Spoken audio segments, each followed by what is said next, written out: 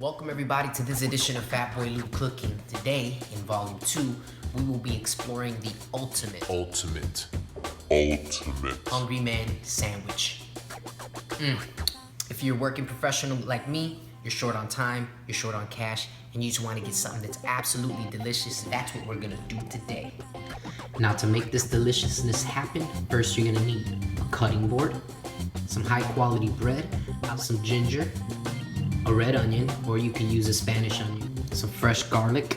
Unfortunately, your fingers and your breath is gonna have to stink for this one. Some fresh guacamole. This is basically avocados, tomatoes, onions, cilantro, jalapenos, a little bit of salt, and a little bit of lime juice. Some Philadelphia whipped cream cheese, a nice fat juicy lime, a cucumber, I prefer the seedless variety, some fragrant cilantro, some Kobe, some mozzarella, and some provolone cheese, some boneless and skinless chicken breast, and last but not least, everybody's favorite, bacon.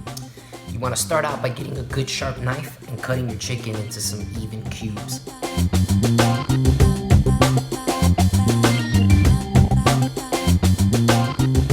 Now you want to take your chicken, place it in a bowl, and season it. This is where it starts to get delicious. To season my chicken, I like to use a little bit of fresh onion, some pepper, some salt, some oregano, a fresh clove of garlic,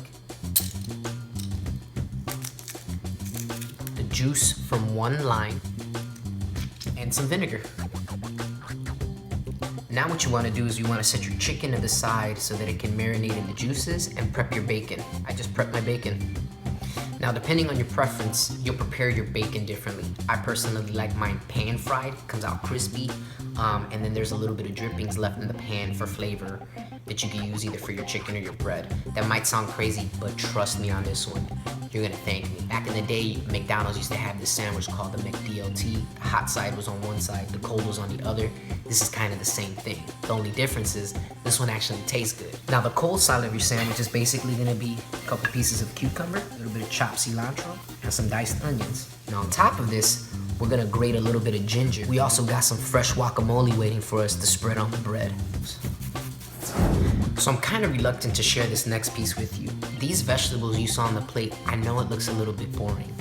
And I didn't put this in the front of the video because I want to make sure only the loyal viewers get to know this tip. These vegetables are about to be marinated in a special pique that we Puerto Ricans make. So I'm gonna take a little bit of that and drench these vegetables with it. So pique basically looks like this.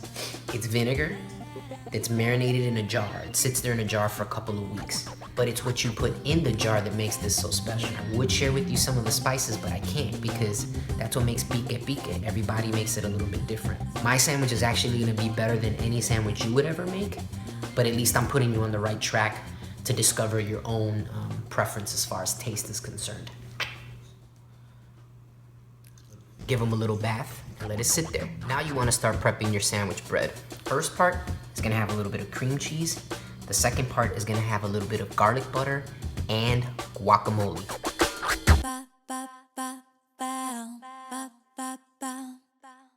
I just put my chicken in a pan on the stove over medium heat, and I'm gonna let it cook until it turns nice and white and maybe starts browning on the outside just a little bit. Your chicken will actually cook faster if you cover it.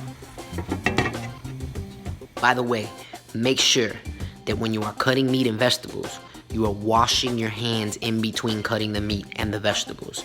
Also be sure to cut on different cutting boards. If not, you can get really sick. For those of you youngins that are watching this and have no idea what you're doing in the kitchen. Now, if you have one of these little bad boys, I would recommend setting it right now. Start preheating it when your chicken's almost done, because when your chicken's done, you're gonna build your sandwich and then stick it in there quickly to broil. What that's gonna do is gonna cause your cheese to melt into the chicken, the bacon grease to drip into the cheese in the chicken, and the cream cheese on the bottom to get a little soft and runny so that it soaks into your bread. Ugh. Marinated vegetables, cold side of the sandwich. Through the magic of editing, our chicken is now brown. Now we're gonna take some of this chicken goodness, put it on the cream cheese side, take your cheese, place it on top of the chicken. Grab your pre-cooked bacon, pour it on top of the cheese. Place, not pour. Load that bad boy into your broiler, close the door, and give it a few minutes. thinking fried egg. Yup, I'm gonna make a fried egg too. And when that cheese starts bubbling, it's about ready. Frying an egg really quick, make sure when you fry your egg, you add some salt and pepper. So now that the hot side's ready, carefully get it out of the oven. Take your fried egg, pour it on top. Cold half, cover your sandwich, and cut it in half. And eat it.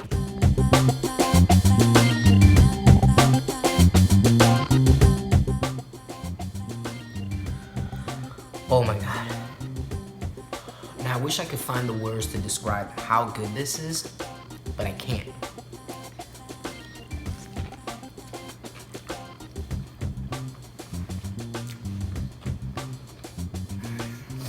I think my face says it all. We just did the do with food on Fatboy Luke Cooking, Volume 2. We'll see you next week in Volume 3.